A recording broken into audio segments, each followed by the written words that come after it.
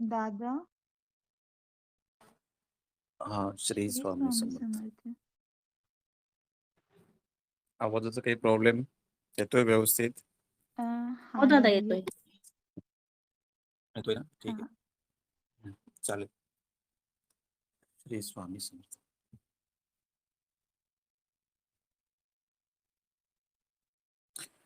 गुरुर्ब्रह्मा गुरुर्विष्णू गुरुर्देव महेश्वरा, गुरु साक्षात परब्रह्म तस्मै श्री गुरुवे नमः. श्री स्वामी समर्थ महाराज की जय.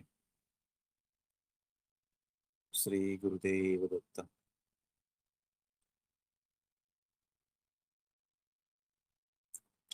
समर्थ सेवेकरी बंधू आणि भगिनींनो, नमस्कार.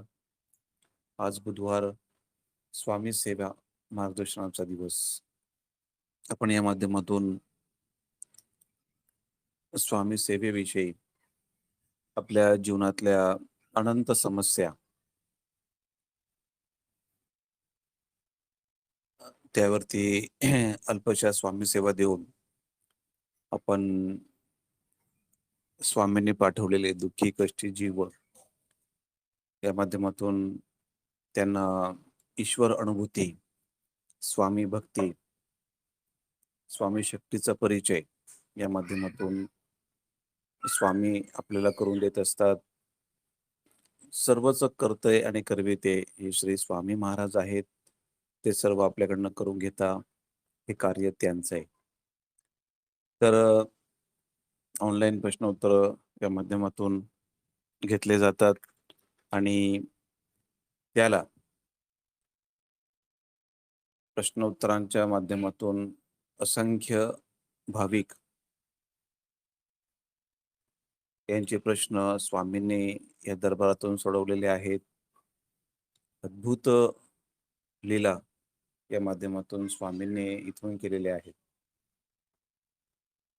तर आपल्या कार्याची एक अल्पशा ओळख आपण करून देण्याचा प्रयत्न करूया. काही लोक विचारतात आम्हाला, तो ऑनलाईन प्रश्न उत्तर आणि ऑनलाईन सेवा गुरुमौलींनी बंद केलेल्या आहेत, तुम्ही का चालू करतात? त्या माध्यमातून तुम्हाला आदेश कोणी दिले, परमिशन कोणी दिले? तर अनेक सेविकरी जे गुरुमौलींना फॉलो करतात ते आम्हाला प्रश्न करतात किंवा आमच्या ॲडमिनला विचारतात मेसेज करून. तर त्यांना सविस्तर उत्तर ह्या मीटिंगच्या माध्यमातून आम्ही देणार आहोत. जर ॲडमिन मधून कोणी असा प्रश्न किंवा मेसेज कोणाला टाकला की ऑनलाईन सेवा बंद असताना तुम्ही सेवा का करतायत, तर त्यांच्याशी काहीच बोलायचं नाही. फक्त ही जी मीटिंग आहे, ज्या माध्यमातून आम्ही सांगतोय, ती तेवढी शेअर करून द्यायची. त्यांना म्हणा 10, 15, 20, 25 मिनिटाचे जे काही ऑडिओ आहे ते व्यवस्थित तुम्ही ऐका, नंतर बोला. स्वामींचं कार्य आहे. दिंडोरीपणित मार्गातनं श्री स्वामी महाराज कोण आहेत हे ज्ञान देण्याची भूमिका त्या गुरुपीठावरनं गुरुमौली करत असतात.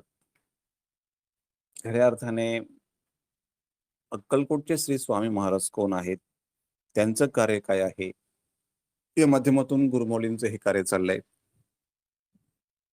हजारो वर्षाचा वारसा घेऊन गुरुमौली हे कार्य करतायत.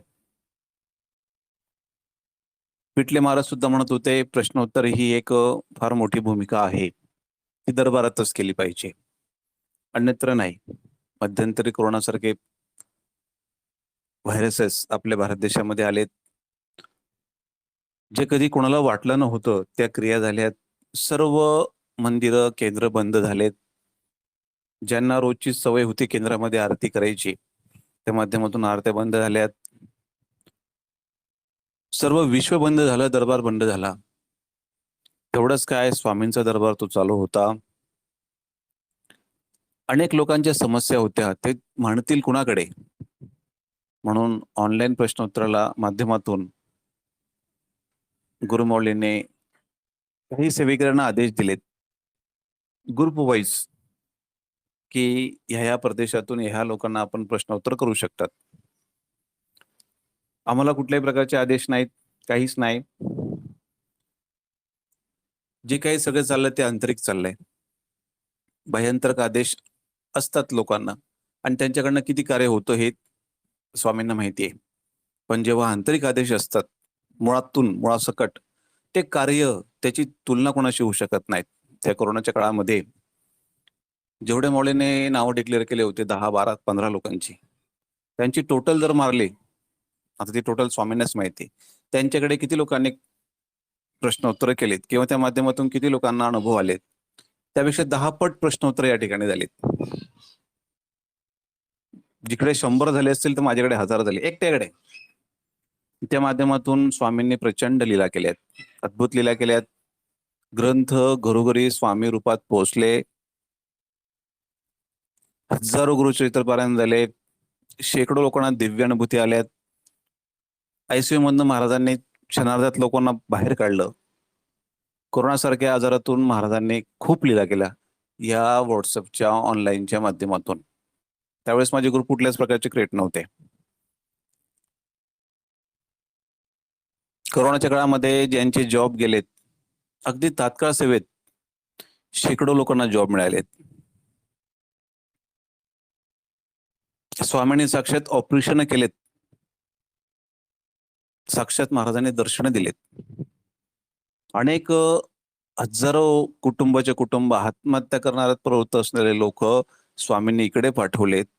त्या माध्यमातून त्यांना आत्मविश्वास, धैर्य, भक्ती महाराजांनी दिली आणि त्यातनं अगदी तात्काळ त्यांना रिझल्ट दिलेत.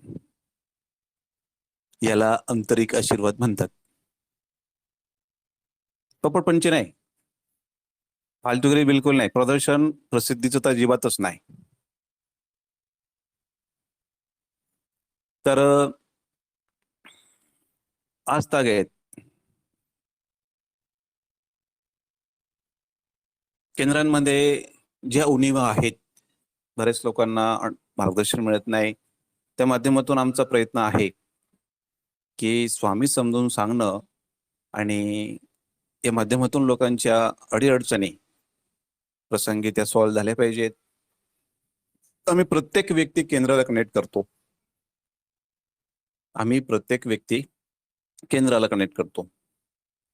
कुठल्याही प्रकारचं इथं विनामूल्य सेवा दिल्या जातात. अगदी निस्वार्थपणे सेवा केली जाते.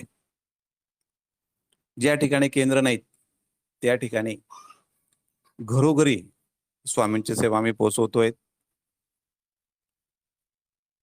लाखो गुरुचरित्र आतापर्यंत लोकांनी केले असतील, नवनाथ केले असतील.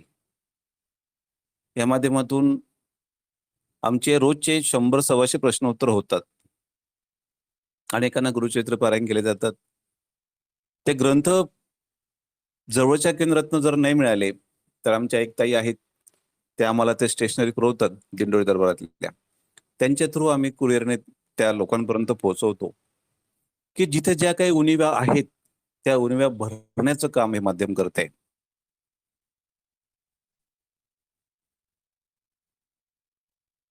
अनेक लोक आमच्या संपर्कात येतात दिंडोरी दरबारातले, भरपूर ते त्यांना काही चटाकभर नॉलेज मिळालेलं असतं, आम्हाला शिकवण्याचा प्रयत्न करतात. आनंद आहे. समोरची वस्तू अनुभवायची, मग आपण बोलायचं. तुम्ही फार पिकवलं असेल, काही तुम्ही मार्गातनं घेतलं असेल, इथं येऊन बघा, अनुभव घेऊन बघा. असले नसले तुम्हाला अनुभव नसतील, इथं आल्यावरती अनुभव येतील. त्यासाठी हवी ती नम्रता आमच्याकडे हवी, आमच्याकडे येताना हवी. तुम्ही लाख काही कार्य केलं असेल, पण मी म्हणण्याची सवय तुम्हाला असेल तर ती मी म्हणण्याची सवय सोडा. कारण ज्या ठिकाणी मी येतो त्या ठिकाणी स्वामी नसतात. केंद्रांमध्ये अनेक ठिकाणी खूप चांगले कामं चालू आहेत, पण अनेक ठिकाणी माऊली सुद्धा वारंवार सांगतात की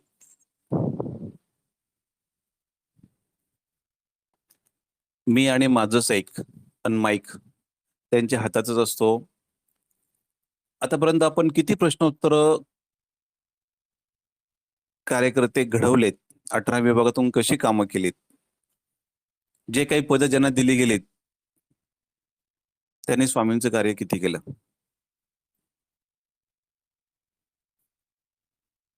प्रश्नचिन्ह आहे. तर काही विक्षिप्त प्रवृत्ती ती जनमानसात असते. एखाद्याला उंदराला हळदीकुंड सापडावं आणि त्याने सगळी जबाबदारी आपल्याकडे घ्यावी, अशी लोकांची मानसिक अवस्था होते, ज्यांना गुरु ही शक्ती कळतच नाही. आणि सगळं तो आपल्याकडे लोड घेतो आणि तिथंच सगळं वाटोळं होतं. दरबाराची प्रगती होतच नाही. महाराज अक्कलकोटला असताना देखील कोणाला कळले नाहीत. दिंडोरीला आल्यावर सुद्धा कळत नाहीत. ते आत्मचिंतन स्वतःच केलं पाहिजे. गुरु कुठेच नसतात, न केंद्रांमध्ये, मठामध्ये, ना न तीर्थक्षेत्री. देवघर वगैरे काहीच नाही. हे सगळे माध्यम आहेत ते आपल्या अंतरात्म्यापर्यंत पोहोचण्याची. गुरु म्हणजे काय, तर आपला आत्माच आपला खऱ्या अर्थाने गुरु असतो. गुरु काहीच देत नाही. भ्रामक कल्पना आहे की आपल्याला कोणी आशीर्वाद दिला. सर्व आपल्या अंतरात्म्यातच अनंत कोटी ब्रह्मांड नायक आहेत. ते फक्त एक एक दालन उघडून देतात. कुठल्याही प्रकारची शक्ती ही आपल्या आतच असते. थोडासा भाग गुरु त्यातनं आपल्यालाच काढून देत असतात. बघ, तुझंच मूळ स्वरूप आहे सर्व. पण आपल्याला त्या गोष्टी कळत नाहीत. तर या माध्यमातून स्वामी महाराज समजवण्याचं काम चाललंय.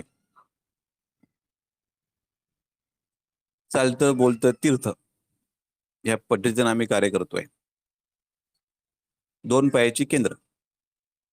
ज्या ज्या ठिकाणी जे जीव दिसेल त्याला स्वामीमय करणं हे आमचा उद्देश. जे व्हॉट्सअप मीडिया आहे त्या माध्यमातून हे कार्य चाललंय. तर आमच्या अगेन्स्ट असं कोणी यायला नको पाहिजे. तुमचे जे काही दुःख आहे, संकट आहेत, ते इथे घेऊन या. हा स्वामींचा दरबार आहे. त्या माध्यमातून तो प्रश्न सोडवले जातील. अद्भुत लाभ तुम्हाला होतील. तुम्ही कितीही दुःखी कष्टी असा, ग्राम अभियान करून तुम्हाला दोष लागले असतील किंवा इतरत्र कार्य करत असताना तुम्हाला पीडा लागल्या असतील, वेलकम, आमच्याकडे या. तुम्ही छान कार्य केलेत. त्या माध्यमातून स्वामी महाराज तुम्हाला गुरुमाऊली इथून सोडवतील. मानवी कार्याला मर्यादा असतात, गुरुमाऊलींना मर्यादा आहेत. ज्योतीने ज्योत पेटवायचे, तर अनेकांना आपल्याला ते कार्य स्वामी घरात पोहोचवायचं. प्रत्येकाला एक ध्येय असलं पाहिजे की प्रत्येक देवघरामध्ये आपण स्वामींना पोहोचवलं पाहिजे. देवघरात अन्य देव न बघता आधी स्वामींचं दर्शन झालं पाहिजे. असं सेवेकरांनी जर ठरवलं, ज्यांच्याकडे जबाबदारी दिलेल्या आहेत, मी प्रश्न विचारणार स्वामी कार्याच्या माध्यमातून. तुम्ही अध्यक्ष आहात, तुमच्या गावाची संख्या काय, 10,000, 20,000, 50,000. तुम्ही किती सेवेकरी घडवलेत, किती मार्गात आणलेत, किती लोकांची कामं करून दिलेत. सर्व महाराज कामं करतात, पण तुम्ही माध्यम किती लोकांचे बनलात. आयुष्य पॉलिटिक्स खेळण्यात जातं.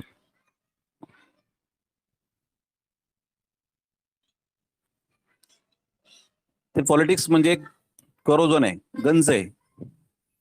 आणि त्या माध्यमातून स्वामी कधी कळत नाही. फक्त 4 भिंतीत राहून स्वामी कधी कोणाला कळले नाहीत आणि कळणार पण नाही.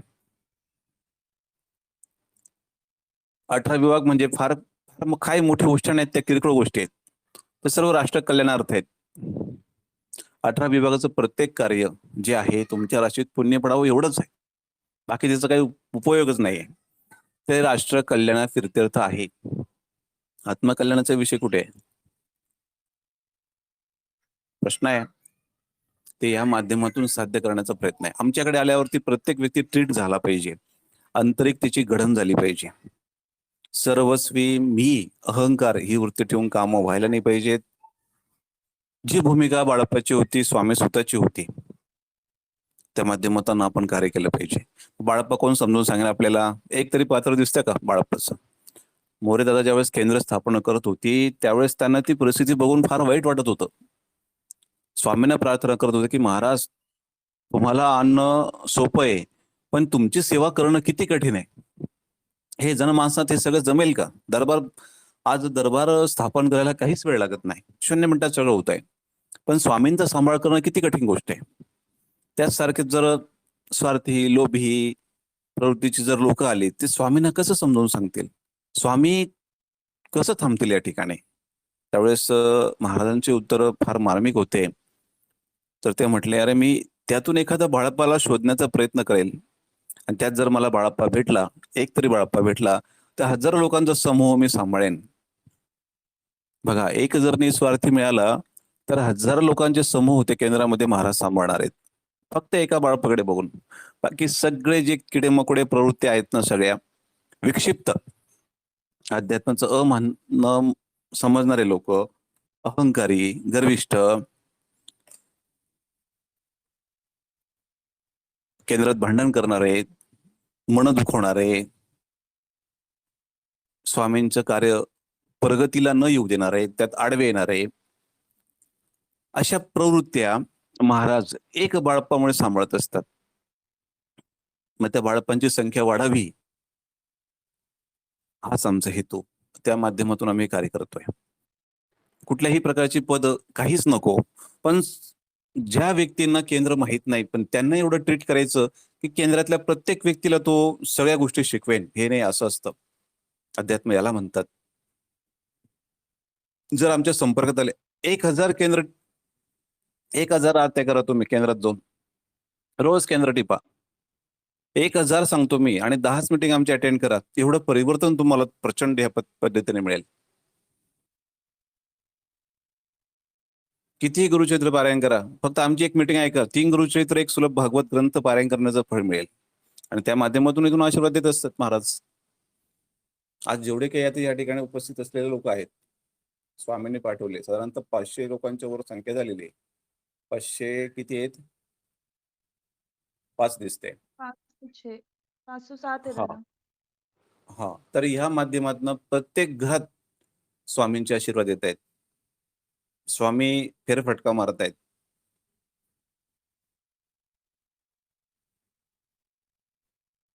त्या ठिकाणी तुम्हाला सुवास जाणवेल. पावलीन स्वामींचं आगमन होत आहे. इथून स्वामी महाराज तुम्हाला आशीर्वाद देत आहे. सगळे स्वामींची लीला आहे. मी तुमच्यासारखे सामान्य सेवेकरी आहे. सेवेकरी, सेवक, भावना आपली एवढीच आहे. आणि सर्व लोकांना तीच भावना शिकवण्याचा आमचा प्रयत्न आहे. म्हणून आमच्या कार्याच्या आड कोणी येऊ नये. आलास तात्काळ स्वामी महाराज फटके देतील. नम्र होऊन यावं, सगळ्या प्रकारच्या अडचणीतून सोडवल्या जातील, तुमच्या जे काही असतील त्या. एवढी तुम्हाला आध्यात्मिक वाट दाखवली जाईल. सर्व करते करविते स्वामी महाराज आहेत, गुरुमाऊली आहेत. आज तागत गुरुमाऊलीने आम्हाला कधी स्वीकारलं नाही, कधीच नाही. क्षणार्धात त्यांना सगळ्या गोष्टी कळतात. फक्त एक नजर होते, शांत बसतात. असं किती दिवस मुक चालेल, असं माऊलीने केलेला प्रश्न आहे आम्हाला. जोपर्यंत स्वामींची आज्ञा असेल तोपर्यंत असं किती दिवस मुक चालायचं, जोपर्यंत स्वामींची इच्छा तोपर्यंत चालेल. या माध्यमातून अगर निस्वार्थ सेवा स्वामींची या माध्यमातून होते, तर त्याची प्रसिद्धीची काळजी परमेश्वराला. आम्हाला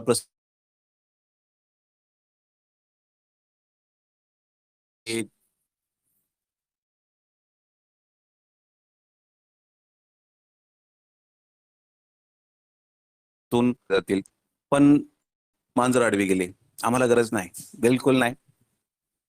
ते प्रसिद्धीसाठी बसलो नाही, तिथं स्वामी कार्यासाठी बसलोय. मनापासून कुठलीच भूमिका नाहीये. भूमिका एवढंच आहे, हे विश्व स्वामीमय व्हावं, ह्या कार्याची तळमळ आम्हाला आहे. आणि ती तळमळ, ती गरज महाराज अशाच भूमिकेतनं असं कार्य करतील, विश्वात आमच्या कार्याची नोंद होईल.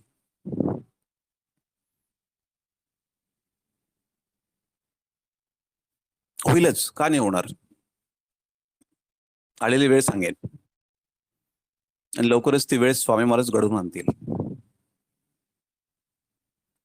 इकडे हजारो वर्षाचा तप केलेला व्यक्ती जरी असेल ना, काही हरकत नाही, या.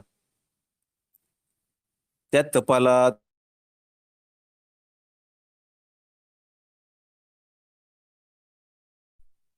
किती मूळ पुरुष बसले.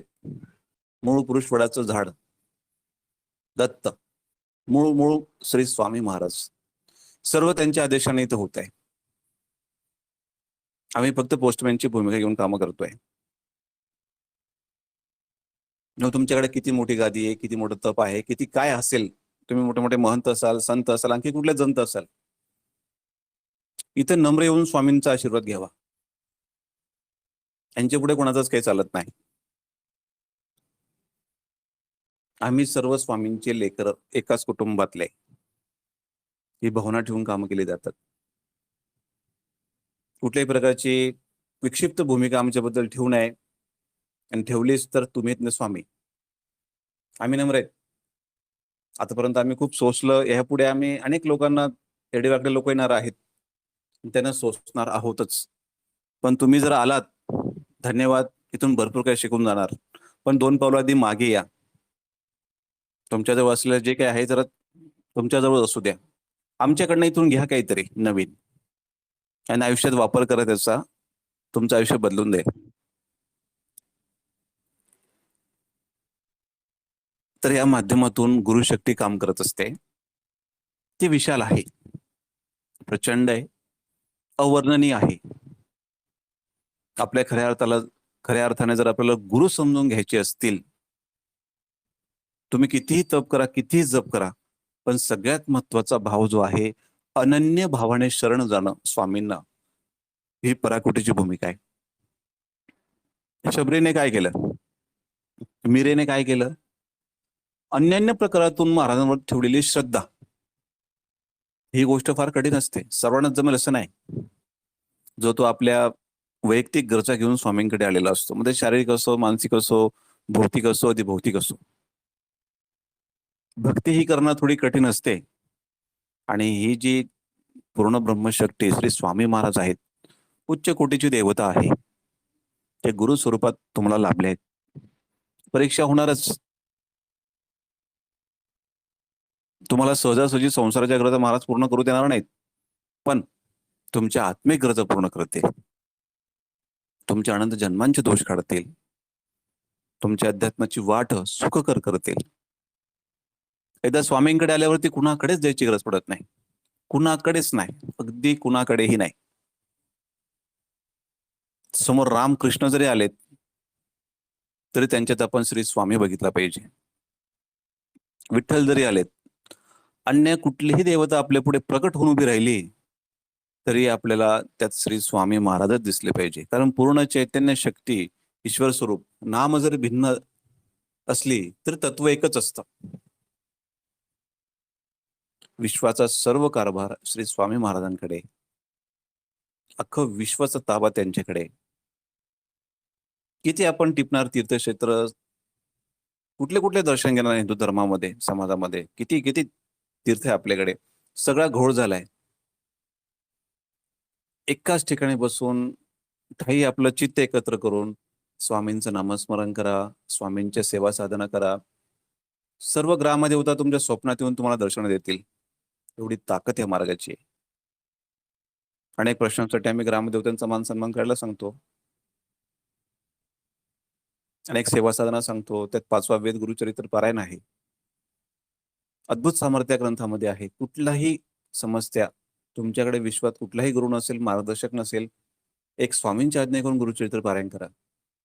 सगळ्याच प्रकारचे प्रश्न सुटतील. ते भौतिक असो, अधिभौतिक असो, पितरांचा त्रास असो, कुठे देवीचा कोप असो, ते गुरुचरित्र ग्रंथ त्यातनं तुम्हाला तुमच्या समस्या सोडवून योग्य त्या दिशेला तुम्हाला ते नेतील. आमच्याकडे सहज कोणी कनेक्ट होऊ शकत नाहीत. त्याला जन्मांची पुण्याई लागते. तुम्ही कनेक्ट झालात, किती लोक आलेत? 500-550 आलेत. तुमची काहीतरी पुण्याची गणना, रास एकत्र करून तुम्हाला ह्या वर्तमान काळात त्या राशीचा फायदा म्हणून तुम्हाला ही मीटिंग मिळते. त्यावर राहणं, प्रेझेंट टेन्स, हे तुमच्यावर डिपेंड आहे की तुम्ही इथून किती घेतात. आमच्याशी संलग्न किती.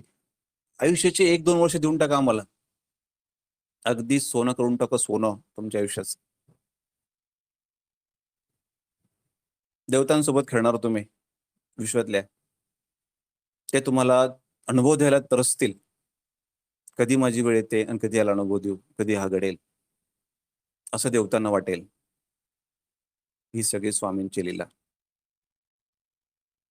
पण आपलं मन थोडं विक्षिप्त असतं, ते रमतच नाही एका ठिकाणी.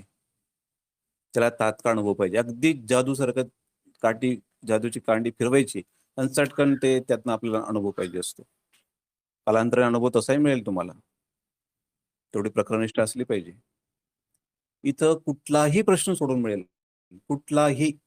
No limit. इथे विश्व निर्माण करणारे आणि मोडणारे सर्व स्वामी महाराज आहेत. एवढी समर्थ ही शक्ती पाठीशी असताना तिचा परिचय करून द्यायला आपल्याला कोणीतरी पाहिजे. एक मार्गदर्शक तत्व. असं महाराज करणार नाहीत. कसे कळतील महाराज? कधी भक्ती शिकवलीच नाही, ती कशी केली पाहिजे? त्या माध्यमातून अनेक उदाहरणं आम्ही सांगतो. गुरुमाऊली नेहमी म्हणतात, भक्ती ही शबरीसारखी केली पाहिजे, भक्ती मीरासारखी केली पाहिजे, निष्ठा उर्मिलेसारखी ठेवली पाहिजे.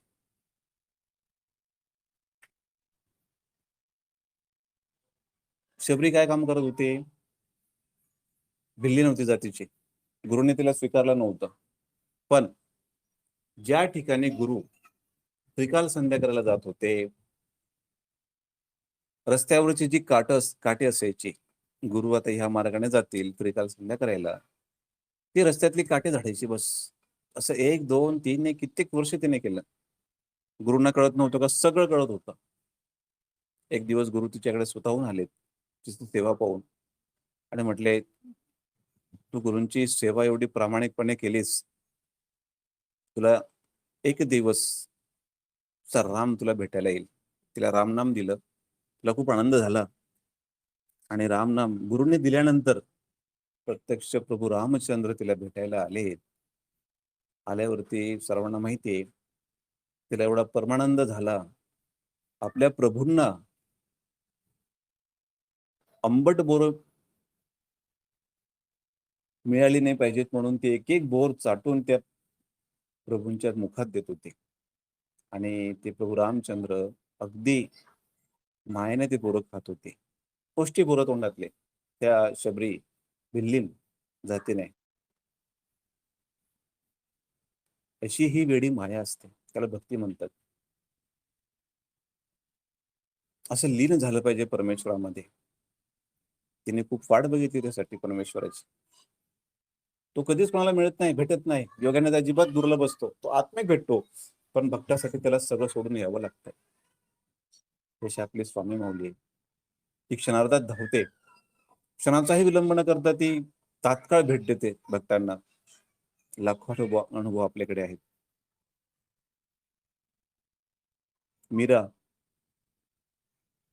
मीरेचं उदाहरण बघा, कसा कृष्ण बदलाय तिने. खऱ्या अर्थाने कृष्ण तिला ज्यावेळेस संत रैदासांची भेट झाली गुरु म्हणून, तेव्हा तिला खऱ्या अर्थाने कृष्ण कळाला. तोपर्यंत तिची प्रचंड भक्ती होती कृष्णावरती. राज्याचा वैभवाचा त्याग करून ती माझा कोणी कृष्ण घेता का असं म्हणून ती त्या प्रजेमध्ये फिरत होती. प्रचंड यातना तिला सहन कराव्या लागल्या. सगळ्या भौतिक सुखांचा त्याग करून तिने तो कृष्ण भजला. ती कृष्णमय झाली. रस्त्यात वाटेत तिला कोणी विष दिलं, स्वतः भगवंत येऊन त्या भगवंताने ते विष पिलं. कुठल्याही पद्धतीचा रिद्धी-सिद्धीचा अहंकार नाही, गर्व नाही, काहीच नाही. तिच्याकडे फक्त भक्ती होती. आणि त्या भक्तीच्या माध्यमातून ती कृष्णमय झाली. आणि कितीतरी युगपर्यंत तिचं नाव निघेल, जसं माऊलींनी आता ह्या अवतारात नाव काढलं. भक्ती असावी तर मीरेसारखी. आम्ही कुठल्याही प्रकारचा योग शिकवत नाही, कर्म योग शिकवत नाही, फक्त भक्ती योग शिकवतोय. या माध्यमातून जी भक्ती तुकाराम महाराजांनी केली, ज्ञानेश्वर माऊलींनी केली, जी अनेक संतांनी केली. महाराष्ट्र हे जे आहे संतांची भूमी आहे. या ठिकाणी विश्वातले कुठलेही अवतार त्यांना महाराष्ट्र देशाला भेट द्यावीच लागते. कारण या ठिकाणी संतांची भूमी म्हटली. भक्तांची भूमी कुठली असेल तर महाराष्ट्र. इथं खान आहे. आज सुद्धा कुठल्याही तिकडचा महात्मा येऊ सत्संगासाठी लाखोच्या संख्येने गर्दी फक्त महाराष्ट्रातच पडते. ही वेळी श्रद्धा करणारी लोक या ठिकाणी असतात.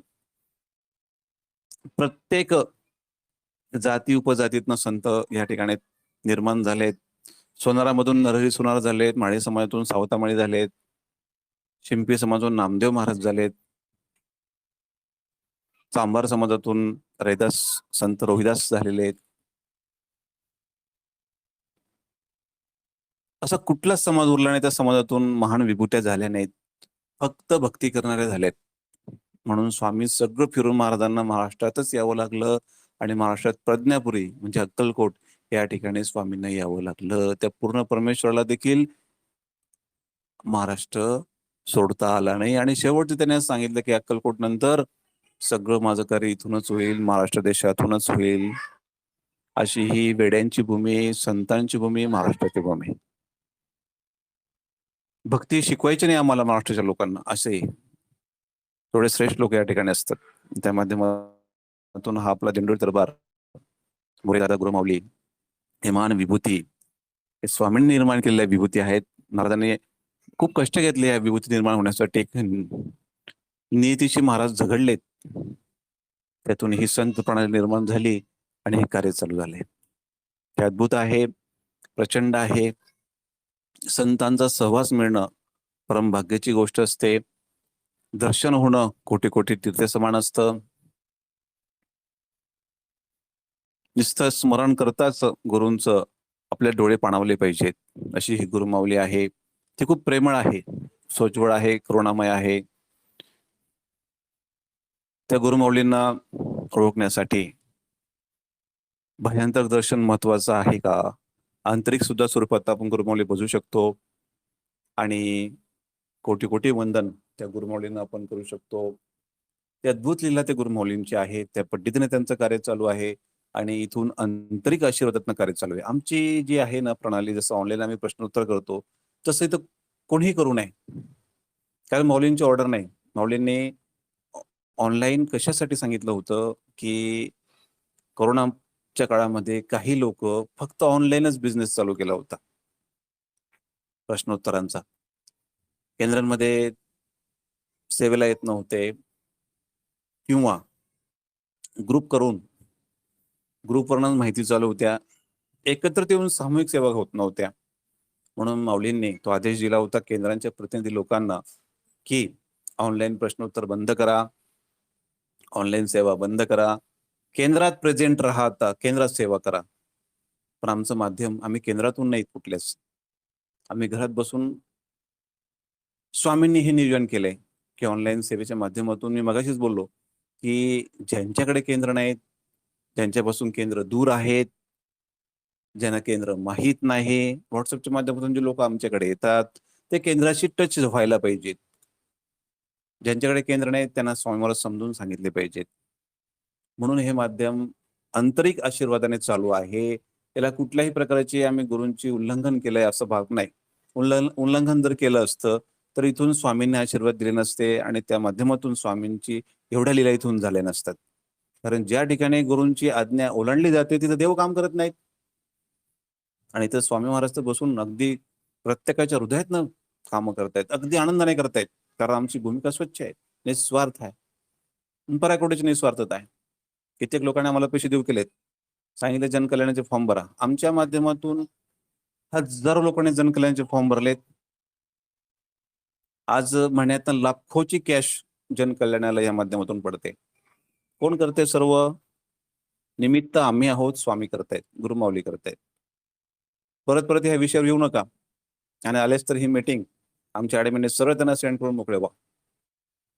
कार्याला कुठल्याही प्रकारचा अडथळा निर्माण करू नका.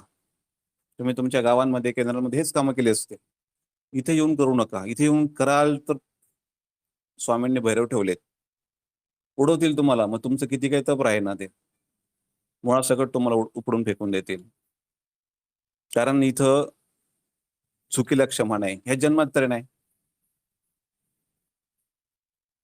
हे माध्यम स्वामींचं आहे आणि पराकोटीची पारदर्शकता ठेवून आम्ही हे कामं करतोय. आमची 3 वचनं आहेत कामं करत असताना. ऍडमिनला सुद्धा आम्ही जेव्हा घेतो ऍडमिनमध्ये, तर 3 गोष्टी आम्ही सांगतो आधी. पहिलं आहे बंधू भगिनी म्हणून इथं आम्ही कार्य करतो, ही भावना ठेवून आपण काम केलं पाहिजे.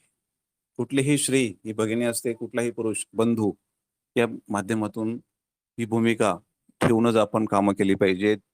मान प्रतिष्ठा मिळावी यासाठी धडपड नको. स्वामींचं कार्य महत्वाचं. तिसरी भूमिका, कुठल्याही प्रकारचा स्वार्थ हेतू ठेवून हे काम करू नयेत. कुठल्याच प्रकारचा स्वार्थ नको. आर्थिक किंवा इतरत्र स्वच्छ भूमिका ठेवून कामं केली पाहिजेत. ही भूमिका तुमच्याकडे असेल, पराकोटीचं काम स्वामी महाराज तुमच्याकडनं करून घेतील. कारण स्वामींना प्लॅटफॉर्म मिळतो तो कार्य करण्याचा, त्या भूमिका नसल्या की. आणि तुमच्या अंतर्मनात स्वार्थ असला तर तुमच्याकडनं पॉलिश होते, कार्य होत नाही. तुम्ही पॉलिशच मारणार शेवटपर्यंत, कार्य कुठूनच होणार नाही, दरबारात होणार नाही. गुरु माऊलींच्या किती संपर्कात राहतो मी, माऊली तुम्हाला फक्त पॉलिशच शिकवतील, बाहेरची चकाकी, आतलं काहीच नाही. गुरु ओळखण्याची कला असावी लागते. गुरूंना सगळं कळतं. बाह्यंतर काही आर्थिक स्वार्थाने लोक जवळ आलेले असतात, माऊली त्यांना बाह्यंतरच मदत करतात, आंतरिक कधी करणारच नाही. माऊलींच्या दर्शनाला आम्ही गेलो तर आम्ही कधी स्वार्थ घेऊन गेलोच नाही. त्या अंतर्गत पद्धतीने आम्हाला त्यांनी घडवलंय. आणि ती हीच प्रोसिजर आम्ही अवलंबलेली आहे आणि त्या माध्यमातूनच इथे कार्य चाललंय. विषय फक्त एवढा एकच आहे की अख्खं विश्व स्वामीमय करायचंय. कार्य करायला खूप वेळ आहे, आपल्याला अनेक संधी आहेत, त्याचं सोनं केलं पाहिजे. म्हणून हे माध्यम आहे. जीवात जीव घालावा, प्राणात प्राण घालावा, राह राह शोध घ्यावा परांतराचा. प्रश्नोत्तर करत असताना ही भूमिका ठेवली पाहिजे आपण. समोरच्या व्यक्तीला जे दुःख आहे ते आपल्याला आहे, त्यावर त्याला आपण छोट्याशा ईश्वर सेवेची मात्रा देऊन त्याच्या चेहऱ्यावरती स्मित हास्य निर्माण करणं, ही केलेली एक फार मोठी परब्रह्माची आरती आहे. हे लाखोच्या संख्येने झालं पाहिजे. आमच्याकडे ऍडमिन आलेत, खूप निगेटिव्हिटी प्रचंड होते. दादा कसं करू, काय करू, काहीच माहित नाही. पण ह्या गेल्या 5 ते 6 महिन्यामध्ये किंवा वर्षभरात हजारो लोक त्यांनी जोडलेत, दिव्य अनुभूती त्यांना आल्यात. जे जे संपर्कात आहेत त्यांना प्रचंड अनुभूती स्वामींनी दिली आहेत. साक्ष काय, करते करविते श्री स्वामी महाराज आहेत. मी अनेक वेळा बोलतो की आपण दिवसभरात ज्या सेवा करतो, आपल्याकडनं काही मार्गदर्शन झालं असेल किंवा काय, संध्याकाळच्या 10ची आमची लिंक असते. सगळं म्हटल्यानंतर सर्व सेवा आमच्याकडनं जे काही स्वामींचं कार्य झालं आहे, दिवसभरातून जे काही चांगलं घडलंय सगळं श्री स्वामी चरणार्पणमस्तु. पण ज्या काही चुका झाल्या त्याचं परिशीलन आपण करायचं, ती पुनरावृत्ती नाही करायची. ती चुकी झाली ती माझी, जे चांगलं झालं ते स्वामींचं. त्याला भक्ती म्हणतात.